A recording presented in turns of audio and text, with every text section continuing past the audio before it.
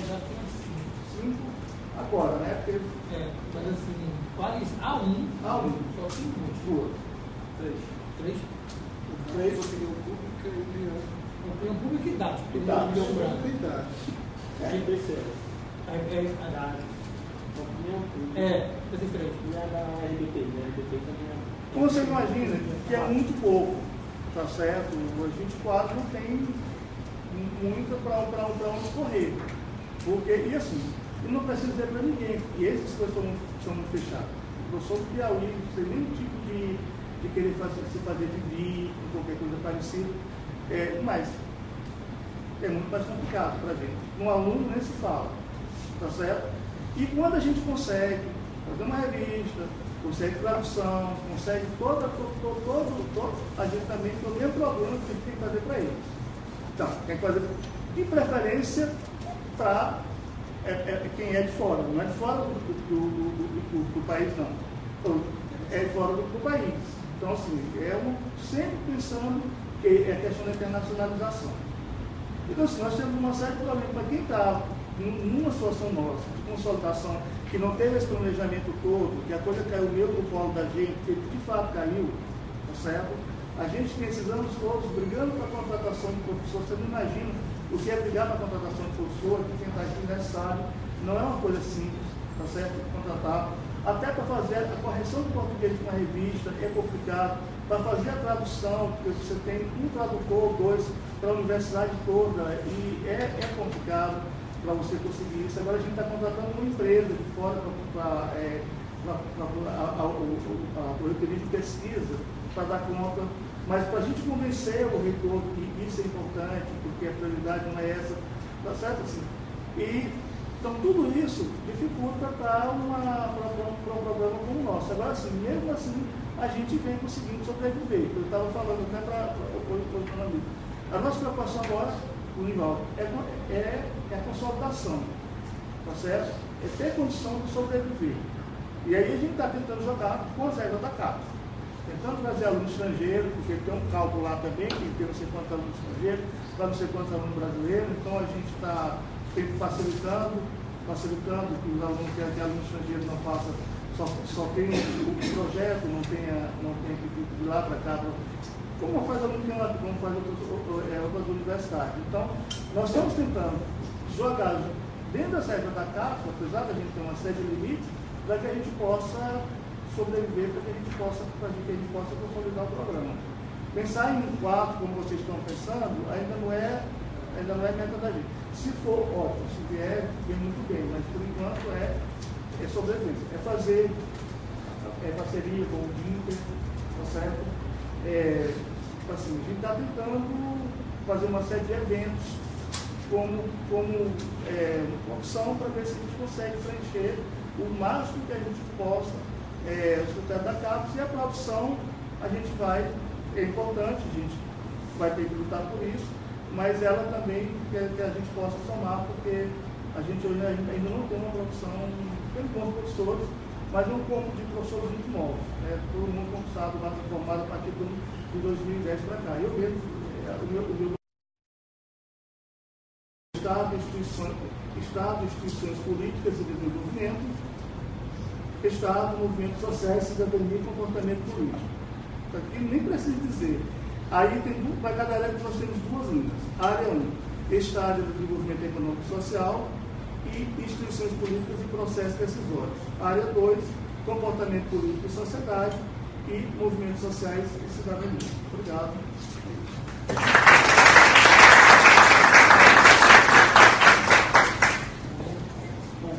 Boa tarde a todos. Satisfação estar aqui nessa mesa, e meus colegas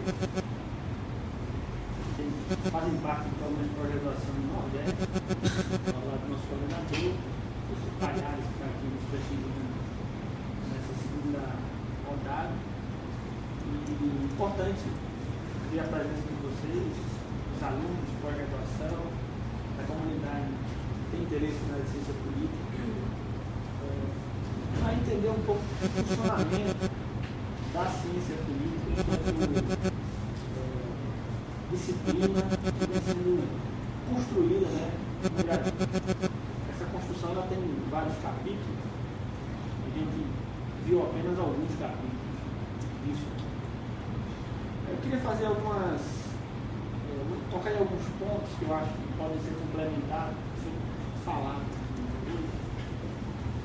O primeiro deles é pensar a disciplina de ciência política como algo que não está necessariamente vinculado à nossa trajetória. A ciência política ela nasce nos Estados Unidos no final do século XIX, onde foi criada a Associação Norte-Americana de Ciência Política, né, a APS, e o seu nascimento fez com que a disciplina começasse a existir enquanto objeto de problema.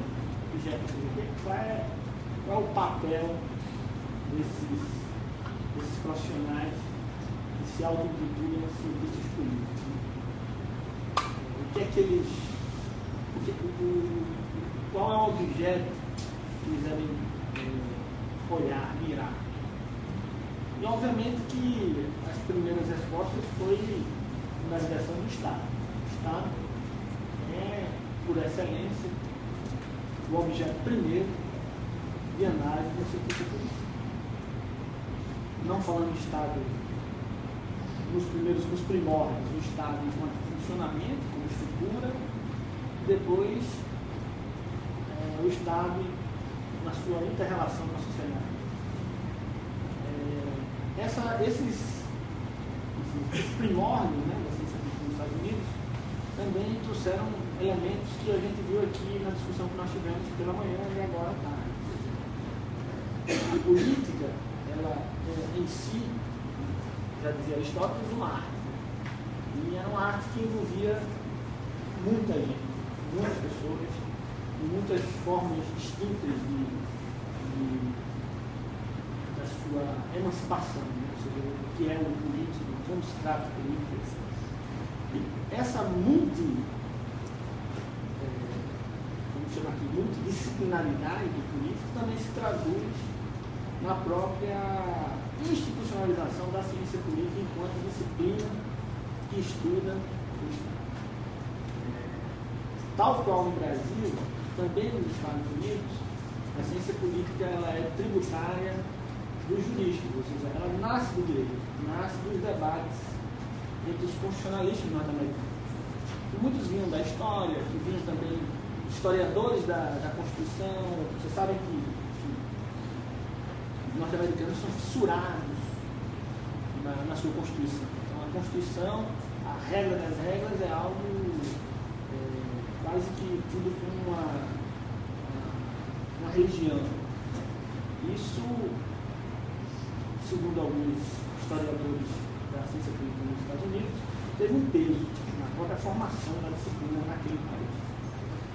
Então, vai surgir, né, esses primeiros estudos vão surgir voltados para o Estado e vão gerar a primeira grande escola, que é o institucionalismo. O institucionalismo tradicional, o institucionalismo legal, que entendiam a ciência política como uma análise do dever ser. O que é que nós tínhamos e como é que poderíamos chegar a algo melhor. E daí, várias outras correntes, aí vai vir o comportamentalismo, que vai fazer uma crítica ferrenha desse institucionalismo. As três correntes básicas, eu acho, tem várias outras, mas assim, as três centrais na ciência política é o institucionalismo, o comportamentalismo e depois temos o neo-institucionalismo. Então, assim, as três correntes mainstream, ou seja, aquelas correntes que dominaram durante décadas o pensamento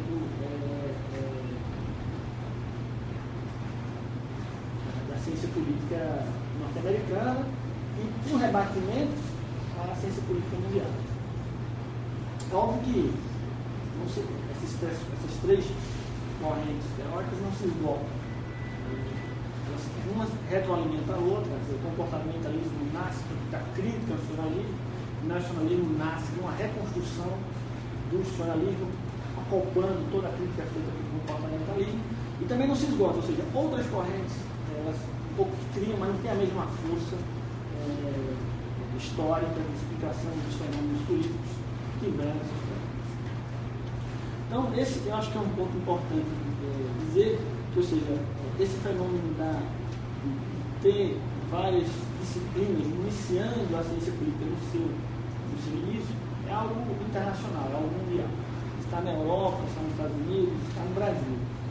Obviamente, isso ocorre de forma diferenciada, porque estamos aqui, como podemos perceber, modelos distintos de surgimento da criação, da pós-graduação em ciência política no Brasil.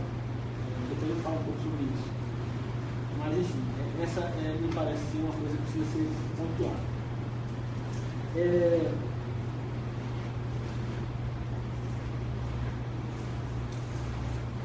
Uma das questões que a gente pode também verificar nas falas que me antecederam é esse conflito existente pelo objeto, que também se deu nos Estados Unidos, né? Quando a ciência política foi criada a associação e a definição do objeto durante décadas nos Estados Unidos, foi uma disputa entre sociólogos, antropólogos, historiadores, constitucionalistas, sobre direito, enfim. Havia uma disputa que depois foi se cristalizando e se institucionalizando muito mais ao lado da ciência política. Né? Mas nos primórdios isso não era algo assim tão fácil de se compreender. Aqui no Brasil aconteceu mesmo. Se pensarmos, o fundador do programa de pós-graduação era o professor Pedro Ferreira, que era um jurista, homem de direito, professor de direito. Vinham, trabalhavam na ciência política, depois houve, na fala que a gente viu aqui, uma certa mudança, já sociólogos mais vocacionados para a política começaram a assumir o comando da programação, o professor Lavaredo, o professor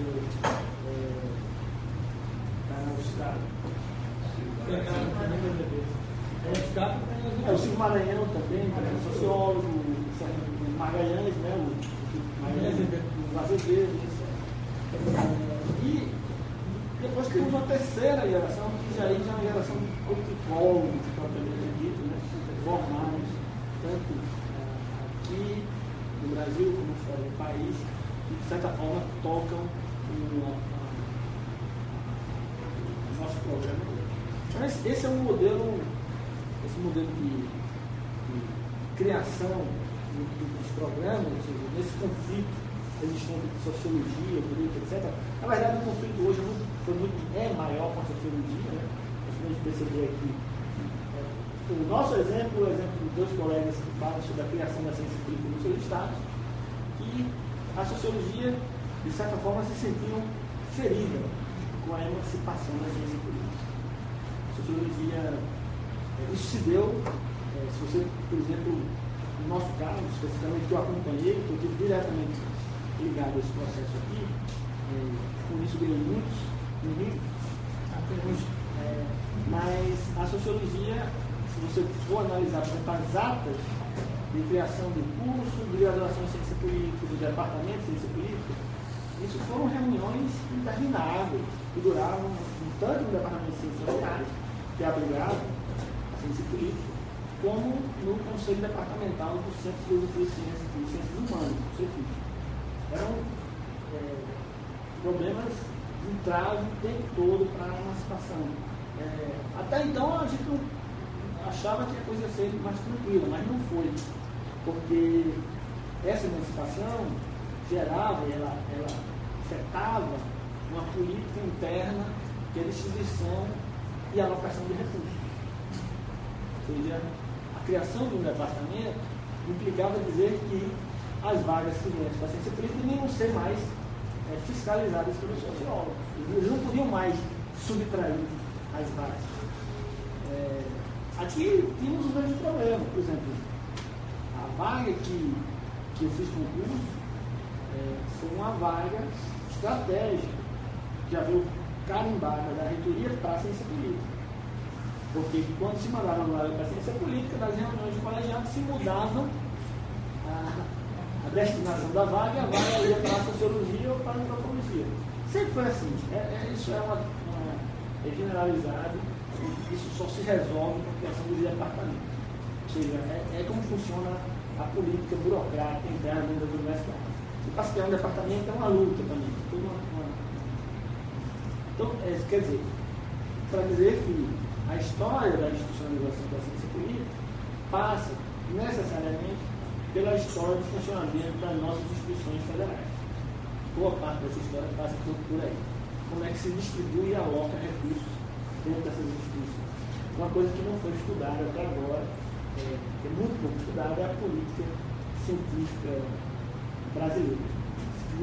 Vários programas, funcionamento das instituições universitárias brasileiras, elas beiram a cifras enormes em termos de política pública, mas pouco se estuda isso. O que é que advém disso? Onde é que está o problema da gestão desses recursos? Então, esse é um modelo. Um segundo modelo, a gente pode observar bem aqui, é um modelo mais dirigido, né? Parece que foi o caso do Pará, onde foi feito um programa interinstitucional, o INPEG, que é o então, né, falecido INPEG, né, que agora é o IESP e o UERJ, tinha uma certa proeminência ali nacional no período e campou essa, vamos dizer assim, institucionalização via um programa de doutoramento de docentes no Pará. O NITA e depois o DITA. Depois o DITA, quer dizer, um programa de 6, 7 anos, basicamente, que levou aí a formação de um grupo. Quer dizer, veja aí que há um dirigismo do próprio Estado, via as mãos da CAPES, e por trás da CAPES, a ABCP, a Associação Brasileira de Ciência Política, para a expansão da ciência política no país. Isso vem acontecendo fortemente, quer dizer, uma política que a ABCP abraçou via CAPES, e essa política continua.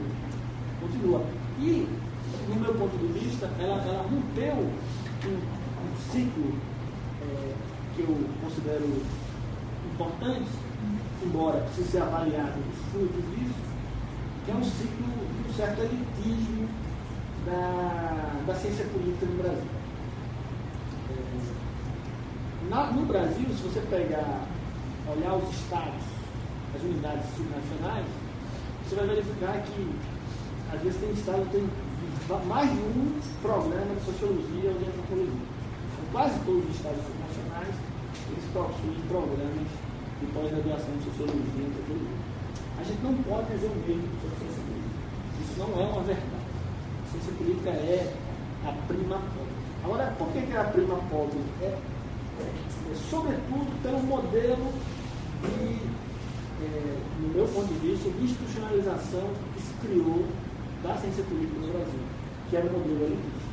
O modelo que começou na primeira leva dos grandes intelectuais da ciência política na década de 60, na ida desses, financiado pela Fundação Fórum, na ida desses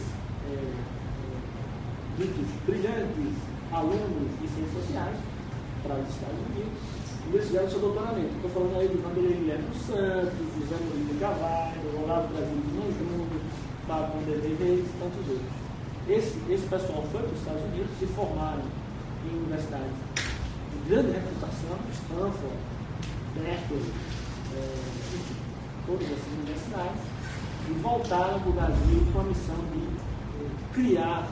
fundar a ciência política no Brasil, onde os programas-chave foram sempre o de Minas e o de São Paulo, e depois indo para o Rio de Janeiro. Esses 3 programas foram mais ou menos o foco de atuação. Esse modelo, de certa forma, repercutiu na própria criação e funcionamento da ciência política no Brasil. Sempre foi muito, vamos dizer assim, elitista do ponto de vista do campo, de quantas pessoas, quem pode, etc. Eu acho que a gente quebrou um pouco com esse modelo recentemente. Há um entendimento que a ciência política tem que se expandir para depois se institucionalizar. Isso vem sendo feito. A questão é se vem sendo bem feito e como vem sendo feito. Eu acho que é preciso. Eu não sou contra. Primeiro, eu encaro como política pública. Eu não sou nem contra nem a favor. Elitismo também nem sou nem contra nem a favor. Eu acho que nós precisamos estudar e entender esses processos. Não sei se o formato que vem sendo implantado de crescimento, ele não está precisando de um ajuste. O ajuste, eu digo, de políticas públicas direcionadas para essa consolidação que os colegas estão falando aqui. Que muitas vezes ficam à mercê da capacidade de gerenciamento de quem está à frente desses projetos. Então, se a pessoa tem essa capacidade, esse projeto vai andar. Se você troca a pessoa e essa pessoa não tem capacidade, esse processo vai parar ou vai simplesmente acabar. Só te pergunto, se você ter uma ideia, o que a CAPES passa para um programa como o nosso é R$26 mil para funcionar o ano todo. Muito pouco. Para mandar aluno para apresentar trabalho, professor para apresentar, para trazer professor para participar de feira de banca. Eu não sei quanto é de vocês. Não, o primeiro ano que eu peguei, foi em 2012, né? Viajou em 2012, né? Que eu assumi, foi 38 mil. Não, eu estourei o negativo. Não, no final do ano eu estourei em caixa mais 12. Pendurei no negativo mais 12 da reitoria. No outro ano eles completaram 50. Só que esse ano, agora, mês 4, amanhã, mês 5, eu não sei quanto eu tenho. Se você for dar uma olhada, o que eu tenho lá é o dinheiro que eu gastei, o que eu tinha em dezembro, R$194. Eu estou gastando no cheque especial. Eu não sei quanto eu tenho. Não tinha a menor ideia. Eu nunca tinha visto na minha vida você chegar quase no meio do ano e você não tem orçamento. Não tem orçamento. Mas eu conto todo dia, quando eu abro o contrato para saber se não tem, eu só tenho R$26 mil. Você já sabe quanto tem? Eu não sei. Não, mas isso vai funcionar o ano todo. R$26 mil o ano todo. Vamos deixar essa parte. Não, eu só coloquei porque você está colocando essa questão de como é que se faz para manter essa coisa. Mas isso é a glória. Você sabe que eu tenho dinheiro. Se você tem esse dinheiro, é diferente. Porque uma coisa você tem no papel. Outra coisa você tem em caixa. Aí também tem o segundo, a segunda fase é o gastar. E o gastar está sendo complicado. E mais, eu posso falar disso que eu fui gestor da Câmara do Corretor da Universidade Federal de Pernambuco, e nós tínhamos um problema muito sério, que era o governo liberar recursos entre Natal e Ano Novo. Vai gastar tudo de uma hora. Inclusive, eu fazia o seguinte, eu preparava tudo, empenhava tudo, seu número você não dava. Para quando chegasse o dinheiro, de onde é que tinha, e também tinha critério de prioridade, como é que eu ia gastar aquele negócio? E teve uma vez um professor que chegou e disse: estão pensando o quê? Mandar esse dinheiro entre Natal e Ano Novo, vou devolver tudo. Eu disse, com grande glória, no ano que vem você vai ter esse dinheiro diminuído do corte do seu orçamento. Bom, eu estava falando desse modelo mais realista. E aí tem um terceiro modelo que foi apresentado aqui pelo colega Piauí, que me parece ser um modelo mais ad hoc. Ou seja, as coisas foram acontecendo na medida que as janelas de oportunidades iam surgindo. Você veja que tem, na região norte, nordeste, temos aí 3 modelos distintos de formação. Um mais tradicional, foi o nosso, foi mais ou menos parecido com o modelo norte-americano, evoluindo do direito, passando pela influência da sociologia e hoje uma linhagem mais de politicólogo, por assim dizer, né? Temos vários professores formados por diversas escolas aqui, que essa é uma vantagem nossa em relação a outros programas. Por exemplo, da USP tem 70% dos professores são formados na própria USP, né? Um grau de endogenia altíssimo. E aqui nós temos essa capacidade de ter professores formados em diversas escolas distintas, que é, do meu ponto de vista, uma vantagem competitiva. Então, falando nisso, eu queria só tratar um pouco agora da própria institucionalização do nosso PPG, né? Eu falei aqui dessas lutas para criar o departamento, para criar a graduação. Quando eu cheguei aqui em 2006, fizemos uma reunião e a ideia do departamento, do grupo que formava a ciência política, né? Nós tínhamos um núcleo de ciência política dentro do departamento de ciências sociais, é que devíamos abrir um mestrado em relações internacionais. Eu fui contra, achei que essa lógica não tinha sentido, porque já temos um mestrado de ciência política forte. Na época eram uns 4 CAPES, e institucionalizar o nosso mestrado e não criar outro. E pediram, então faça uma proposta. Aí eu fiz a proposta da criação de uma graduação. Na época, eu lembro bem, e na primeira reunião que tivemos, eu disse, olha, a gente precisa de uma graduação e precisamos ter independência administrativa, ou seja, temos que ter um departamento. Bom, a primeira impressão dos meus colegas foi que eu era louco. Você é louco, você quer uma graduação. Mas depois, aos poucos, a gente trabalhando, conversando com o outro, a gente foi. Alguns foram concordando comigo, com a minha posição, principalmente com relação à criação de departamentos, depois a criação da graduação. E a gente, isso foi em 2006, 2007, 2008, o governo lançou o projeto Perônio. Aí já havia um certo trabalho nosso, de criação da graduação.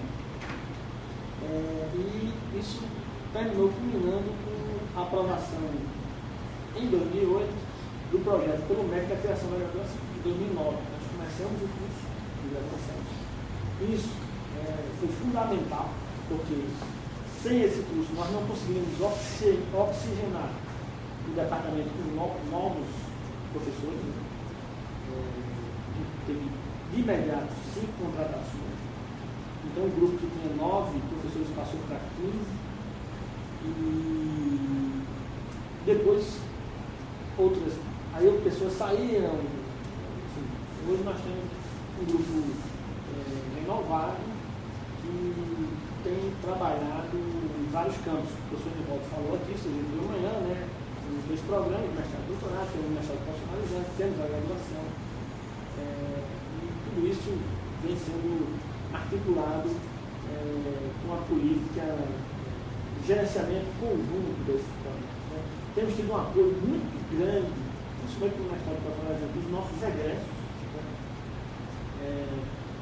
ex-doutorandos, e muitos deles são altos funcionários da burocracia pública, estão colaborando com o nosso mestrado em políticas públicas. Uma coisa interessante também, que a gente já vem fazendo um levantamento na própria universidade, dos egressos. Não se tem isso, mas o salário médio dos egressos do doutorado nosso é muito alto. Quer dizer, fazer doutorado em ciência política é um grande. A maioria deles, assim, temos de tudo, mas você não pega eu não conheço doutorando nosso que esteja desempregado. Estão todos muito bem empregados, seja na burocracia do Estado, seja nas universidades, seja em institutos de pesquisa. Isso me parece ser um indicador que a área tem crescido, está se expandindo, e a remuneração integral da doutoria científica ela é significativa. A gente está fazendo um levantamento agora mais cuidado, mas enfim, tem doutorandos fiscais de renda, né, do Estado ou da União, um salário muito bom. Nós temos gente nos ministérios, né, no federal, são gestores federais. Temos na carreira de gestor público federal, que é uma carreira muito forte, remunera muito bem. Temos egressos nas carreiras estaduais de gestão pública. Aqui no estado de Pernambuco temos alguns, e fora do estado de Pernambuco também. Temos egressos com professores de universidades importantíssimas, como a Federal de Minas Gerais, na FMG, na UNB, na UFAL, na UFPB, enfim, todas as universidades circunvizinhas, na Federal de Goiás, na FCG, enfim, todas as universidades que pensar, nós temos egressos trabalhando. Isso demonstra o grau de institucionalização mesmo que o nosso programa vem conseguindo ter nesses últimos anos. E eu acho que o grande desafio nosso, né, pensando mais à frente, é responder a 2 vias. Né? Uma via mais do interesse nosso próprio, que é a internacionalização. Nós estamos fortemente olhando para o oceano, né? Ou seja, para outros continentes, para formar parcerias, intensificar a nossa relação com diversos grupos de pesquisa fora do país. Esse é um olhar que não só interessa a gente, como interessa a todos que compõem o programa, os alunos também, que são muito beneficiados com isso, a abertura de possibilidades para visitar programas fora do país. Inclusive, eu acho, minha visão, é que quem faz doutorado é fundamental a gente investir em uma temporada fora do país. Quem faz doutorado, quer seguir carreira, tem que investir nessa estratégia. Eu sei que isso requer esforço, as pessoas não podem parar a sua vida, às vezes casou, teve filho, ou então está dando aula em tal lugar, está ganhando dinheiro aqui como assessor assim, porque nossos alunos também têm uma vida própria, né? Quer dizer, eles ao entrar também se capacitam para assumir funções lá fora e isso dá um certo rendimento. Mas passar um ano fora, eu acho que vai conhecer outra realidade, conhecer outra cultura, não só enquanto cientista político, mas enquanto cientista social também. É um aprendizado que eu considero que todo aluno de doutorado deveria ter. Infelizmente, não é por falta de oportunidade. Nosso PPG aqui tem uma bolsa e a universidade tem várias bolsas que podem garantir o que a gente chama de doutorado sanduíche. Ou seja, um tempo aqui e um tempo fora. Então a gente tem que agarrar essa oportunidade, e esse é a nossa meta. A gente tem que oportunidade para isso. Esse é um lado, ou seja, essa internacionalização. O outro lado é a nossa responsabilidade enquanto o único programa de doutorado em ciência política, nota 6, ou seja, com nota de alto gabarito, por assim dizer, fora do Sudeste. Não há outro programa de pós-graduação em ciência política fora do Sudeste com nota 6. Isso dá uma responsabilidade nossa na região. Nós temos feito isso. Nós fizemos um trocado com o Pará. Estamos em negociação para fazer um trocado com o Piauí. Nós tivemos trocados com Minas Gerais, com São Paulo, mas esses, foi excelente a intercâmbio que tivemos com a USP, na FMG, mas é como se nesse intercâmbio houvesse só a consolidação do que já está consolidado. Eu noto que quando a gente faz intercâmbio com instituições que precisam mais da nossa presença, da nossa ajuda de constituição, isso fortalece a área como um todo e ajuda a institucionalizar a área na nossa região. Eu acho que esse é um compromisso também nosso. Muitas vezes é difícil de fazer se nós vamos tentar fazer as duas coisas, internacionalizar por uma via e dar apoio ao processo de institucionalização da ciência política por outro. São dois caminhos que os dois são muito trabalhosos, requerem um grau de empenho elevado. A gente está tentando, uma das nossas metas, é aumentar o corpo docente. Tem 16 professores para uma carga de trabalho e um grau de responsabilidade muito alto. E a reitoria tem sinalizado, tem se sensibilizado com o nosso pleito. Esperamos que em breve a gente possa, até para manter mesmo o nosso conceito, a gente precisa de oxigenar, trazer gente nova, porque muitas vezes fazer 3 ou 4 funções ao mesmo tempo faz com que a gente termine deixando outras de lado. Você tem que fazer escolhas, você não consegue levar tudo. Na vida, nós não conseguimos levar tudo num nível muito alto o tempo todo.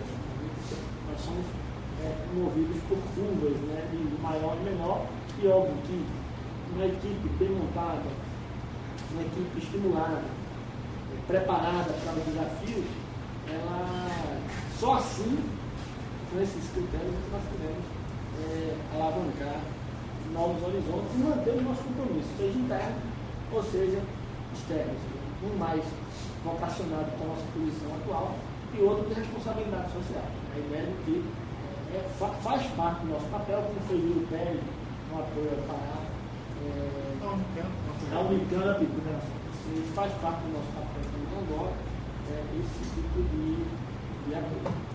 E para finalizar, dizer que a ciência política em Pernambuco, né, começou com um curso de especialização em 79, passa pela criação do mestrado em 82, e durante esses 32 anos, ela sofre várias mutações, trazendo pessoas de diversas áreas, de diversas bagagens de conhecimento, diversas formações, mas que aos poucos foi se cristalizando como uma unidade formadora de recursos humanos muito reconhecida nacionalmente e já um processo, vamos dizer assim, não diria institucionalizado, mas de forte respeitabilidade internacional. Eu acho que essa missão desses 32 anos de nossa instituição, elas devem ser reconhecidas e devem ser lembradas, né, para a memória da nossa associação. Fazer como fazem os americanos, né? Eles têm lá um núcleo de estudos na Associação Americana de Ciência Política, Norte-Americana de Ciência Política, de história da ciência política naquele país. Claro, eles têm uma tradição muito maior que a nossa, estão lá há mais de 200 anos estudando ciência política, 150 anos. A gente basicamente começou na década de 60, 50, 60, e temos muito a aprender. É isso, obrigado.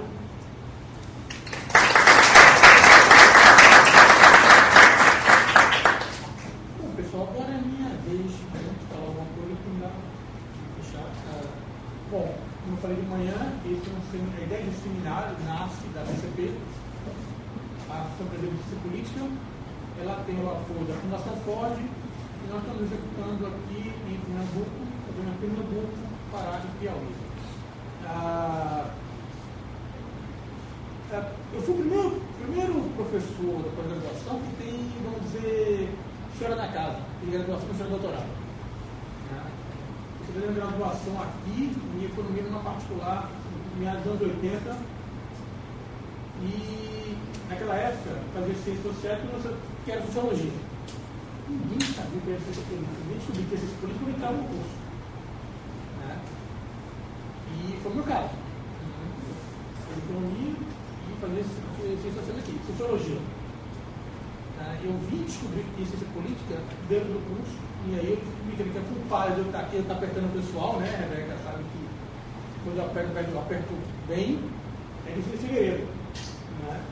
Porque primeiro professora, e primeiro orientadora do mestrado, e aí vai. Hoje de manhã, a função do GAS, todos são professores. O professor, né? Enivaldo, a Marisa foi orientadora do mestrado, né? E Luciano.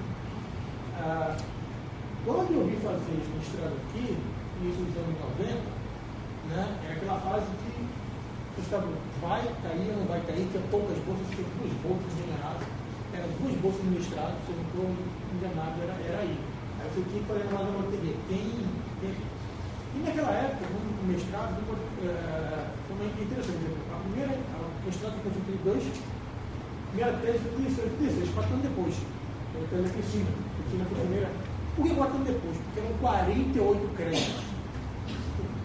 Eu paguei 48 créditos. Eu demorei 4 anos para fazer mestrado. Não era brincadeira. Eu paguei mais do dobro do que estou fazendo agora. É um absurdo, né? De crédito. É uma coisa monstruosa. E quando eu entrei, tinha essa coisa de ficar aqui não cai, você tinha poucos professores de ciência política. Tinha uma mistureba que era professor de ciência política, que era a Varita, que estava saindo, tinha Rocco Cavalcante, Apenas que estava saindo, e tem Terry Gross, não falou que hoje para mim que estava saindo, que era um professor americano, né? E você tinha outros colaboradores, né? Você tinha Calva de Lei, você tinha Jorge Siqueira, né? E a gente ia levando, paga um bocado de crédito, paga de história, tem mais lista que paga a história, estava algum canto. E foi um período interessante. É engraçado porque, se você for pegar o que é a ciência política naquele momento, ele diz o seguinte: era uma mistura chilena, todo mundo é um pouquinho grande chinesa, sem saber porquê, né? E Pernambuco. Então ficava Pernambuco. Raríssimas exceções. O meu professor havia aqui com algum trabalho fora desse foi o Zé Berucha. Ele veio com duas coisas. Ele veio com uma tese de política comparada, democracia, e veio trabalhando com construção racional. O primeiro cara que trouxe alguma coisa diferente. Tanto que eu tenho todos os créditos pagos, eu fui atrás da política de raiz é aqui. E aí vai, fiz minha defesa, fui embora, e quando eu voltei, eu já vi um outro mundo. Completamente diferente. Né? Quando eu voltei 8 anos depois, passei 8 anos no UFRR, o nosso companheiro que foi lá, o mundo era outro. Né? Você já tinha o mestrado consolidado e tinha o doutorado andando. Você já viu que já tinha um curso de ciência política. Sem ser uma coisa meio amorfa, já tinha. O que você tinha mais eram pessoas trabalhando na pesquisa eleitoral, partidos, Pernambuco, e aí tinha uma coisa muito interessante, Pernambuco dos anos 50. Né? A coisa que mais se tinha era Bruno Magalhães, Eduardo Lins, né? Governo Arraes, se tinha de monte. Quando a gente já viu para mestrado, doutorado, 2002, você viu o contrário, Pernambuco não tinha quase ninguém. Isso aí, de um canto para outro. Essa discussão que a gente está falando da formação da graduação, a primeira discussão que eu ouvi, acho que foi em 2004, alguém falou sobre a dificuldade de uma professora e depois parou. Já tinha os doutorados com uma estratégia muito pesada. Então, eram 6 vagas, mas só prova que eles têm que você defender. Minha turma, tinha 6 vagas, não deram 2, terminaram 2. Né? Então, durante muito tempo, você tinha 10 vagas e aprovava 4, 5. Você apertava. Apertava. Saíram excelentes situações. Isso você não pode falar. A qualidade. E tem uma coisa talvez que me foi uma surpresa quando eu voltei, é o tal do produzir ou pereça. Isso não tinha. O que você tinha eram professores que escreviam trabalhos, professor da coletânea, você não tinha revista. Você tinha política hoje, que era muito feita na base de artigos de amigos, que não tinha corpo editorial. Ela fazia 4 números e passava um ano sem nada, quando nem pegou, ela estava também meio abandonada, né? Fazia muito tempo que não saía nada. E foi. Né? E uma coisa que me surpreendeu, quando eu saí daqui, ninguém falava de RI. 94, 95, RI. Não existia. Quando eu cheguei, tem uma área forte, com vários professores. Foi uma surpresa eu ver que o programa pulou em 8 anos, de quase fechando mais ou menos, para um mestrado consolidado, um doutorado, apesar de novo, já está andando, e aquela coisa do produza, e que foi ao contrário se você tiver essa história do não produzir, né? Aqui também teve. Né? E aqui você teve 2 estratégias. Minha estratégia foi da decantação. Os próprios caras vão saindo. E depois foi a estratégia mais pesada nos últimos 2 anos, é o seguinte: a galera não sai na base do convencimento, vai sair na força. Minha primeira reunião foi para passar a régua. E isso é tudo sempre batido. Hoje, o que nós somos? Eu sempre digo, eu não penso em termos de pós-graduação, eu penso em termos de departamento. Então, eu penso desde o primeiro minuto que eu virei coordenador. Está tudo no meu barco. Né? Eu tive pouca atuação na graduação. Ela foi minha aluna, Sabrina,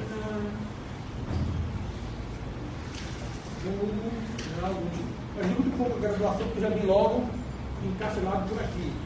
Mas eu sempre ajudei a graduação graduação tem um trabalho muito grande dessa organicidade, quer dizer, pós na graduação já na pós, né? E nós temos hoje uma coisa muito grande, nós temos alunos de graduação que publicam artigo, né?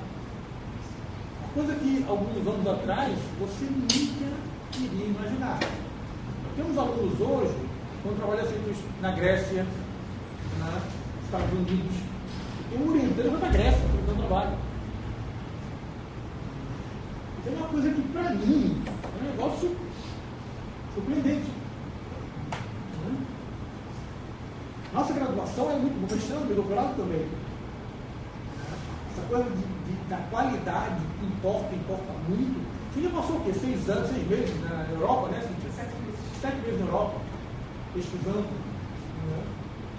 Se você chegasse aqui em 94, eu quero passar um mês nos Estados Unidos, eu quero faz seleção e vai para lá. Você não tinha como fazer isso. E em 2002, pois era meio para você ter alguns programas, nós mandamos alguns alunos para o Texas, né? Mas assim, como a coisa evoluiu, para mim é surpreendente. Né? Você tem hoje pessoas em várias áreas, nós temos um carro-chefe, nosso carro-chefe é ciência política, é institucionalismo, que não concorda comigo, metodologia. Nessas duas coisas nós somos fortes. Quando um aluno nosso chega e diz, professor, na última pergunta que estão fazendo, eu falei, está muito certo. Se a última pergunta que nós estamos fazendo aqui, né, alguma coisa está começando a incomodar. Tem gente que está lá na ponta, está olhando para o retrovisor e está vendo o meu farol. Isso acontece, tem uma competição interna, todo mundo. Né? Mas a nossa maior competição é com nós mesmos. Né? Eu estou muito preocupado com o que nós estamos fazendo. O que nós estamos fazendo? Eu fiz uma reformulação agora que foi um negócio traumático. Demorou uma eternidade. Né? Foi muita briga, muito julgamento, mas a coisa é aquela coisa do no pay no game. Né? O sofrimento não tem ganho. Nós temos o sofrimento tem tido bons ganhos. A separação que foi feita, eu fico brincando que se o divórcio fosse tão bom, se ele soubesse que era tão bom, tinha feito 10 anos antes. Né? Depois que o divórcio foi feito, tudo aqui me deslanchou. Né? A graduação saiu de 0 para 5, né? Após saiu de 5 para 6. Né? Nós tivemos 4 professores novos, eu, Mauro, Gabriela e Adriano, então são 5. Temos que levar para mais 4. Estamos trabalhando, estamos com outros projetos. Esse ano nós tivemos 2 professores estudando de fora, eu não sei se é André Stein, não sei se é André Stein. Nós tivemos seminários esse ano do Joaquim Roy, temos a da Helena, que veio, né? Temos uma agora, que veio da Itália, e aí também, lembrem, obrigatório bolsista. Eu tenho chamada, o Michel está fazendo a chamada um tempo para quem não sabe. Está com uma vaga para. Uma vaga para o professor, né? Pós-doc, quem tiver interesse. Aqui não, mas daqui uns 3 meses eu estou expulsando alguns, né, tem alguns que já estão com uma lista aqui já falei hoje de manhã com mais uns, então tudo naquela listinha de receber o convite, né? Sai no chuto. Né? Não estamos bem. Né? É cansativo, eu estou acabado. Quem me conhece, assim, que me vê por aqui, eu estou acabado. Né? Tem 2 anos que eu não publico nada. Né? Tem 2 anos que eu moldo aula direito. Quem teve aula comigo, eu acho, teve aula comigo, quantas vezes eu saí de sala porque a secretária me encostava? Um montão de vezes. Eu estou sendo satisfeito. Né?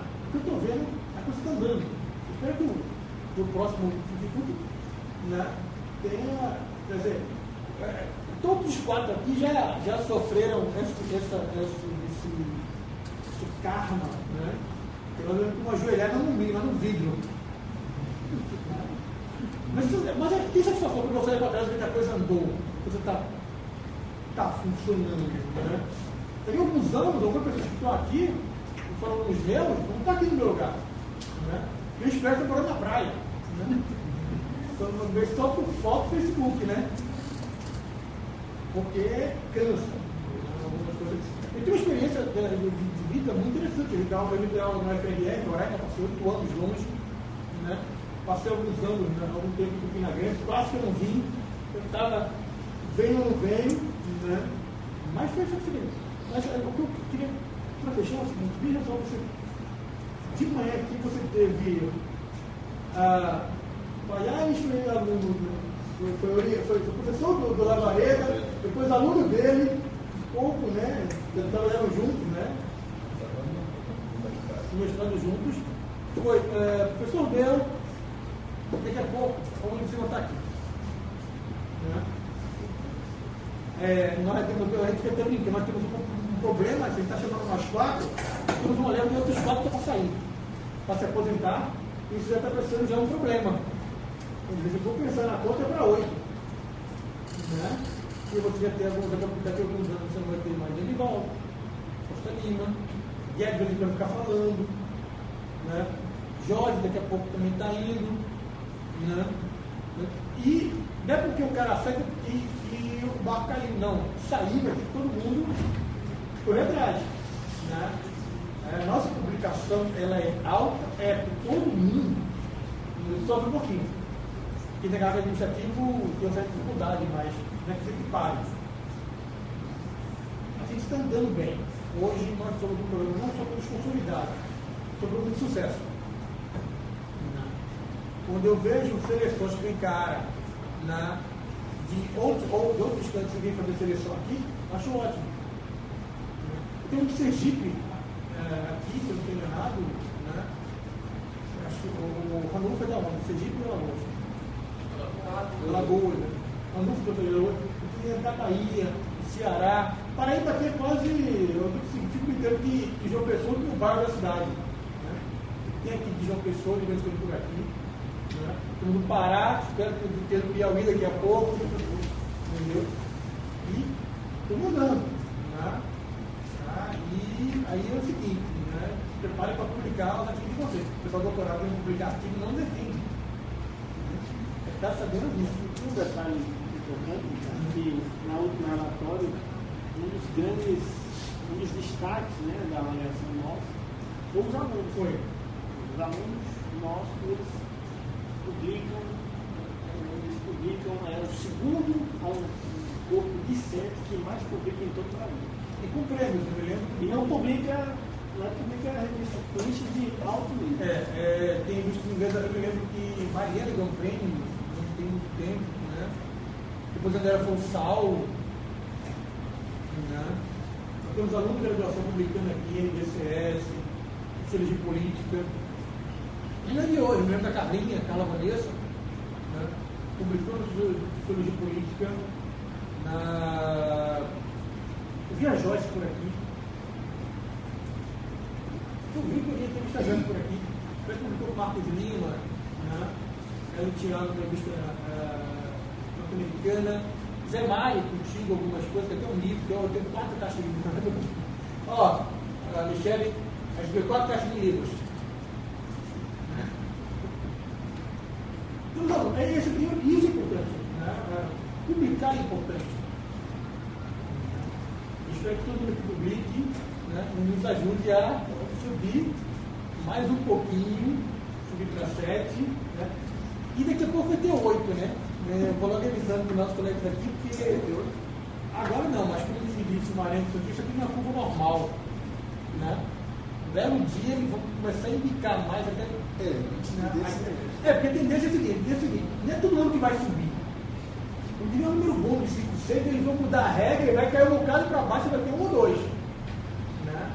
A ordem não é um topo que vai chegar todo mundo, ninguém vai chegar ao Olimpo. Chegar e sempre dar uma puxadinha, chegar mais uma puxadinha, e aí a coisa fica cada vez, a corrida fica cada vez mais difícil, né? Ele faz questão de botar uma pele, ter uma âncora para você demorar mais a subir. Bom, pessoal, tem nada para falar, né? Vou agradecer a BCT Filosofone. O sucesso foi tão bom hoje de manhã que já estamos perguntando se a gente podia fazer um manual, né? outras pessoas, outros coordenadores, professores, outras pessoas, e deve falar, talvez, até fazer entrevista, talvez uma ligação minha para contar uma outra história, fazer talvez uma memória dos programas, porque faltou muita gente. Quer dizer, se fosse botar todo mundo aqui, ia fazer uma curva, fez uma lista, né? Henrique Levy, Teresa Halliday, entendeu? Tem um montão de gente. Né? Eu até fiquei brincando, quer dizer, a única pessoa desse pessoal que eu não conheci foi o Maranhão. Agora ele tem conhecido, porque todo mundo fala dele. Né? O nome daqui na história é a única pessoa que falaram que eu nunca conhecia. Quando ele conhecia foi o Maranhão, todo mundo fala dele. É uma coisa impressionante. Não vamos bem. Tá. Pessoal, vou terminar por aqui por hoje, né? Eu vou agradecer aqui o pessoal da Alsuba, né? Eu não esqueci que tem um nome diferente, é o Alsuba que está fazendo a filmagem. Quem precisar aí de filmar alguma coisa no evento, só falar comigo, eu tenho o telefone dele, né? Se quiser deixar o cartãozinho dele por aqui, pode deixar também, né? De vez em quando, a gente precisa de um sistema de filmagem de som aqui, né? Ajudar o pessoal, que é uma ONG que tem um trabalho importante, né? Com meninos de rua, né? E aí, pessoal, muito obrigado e até a próxima, né?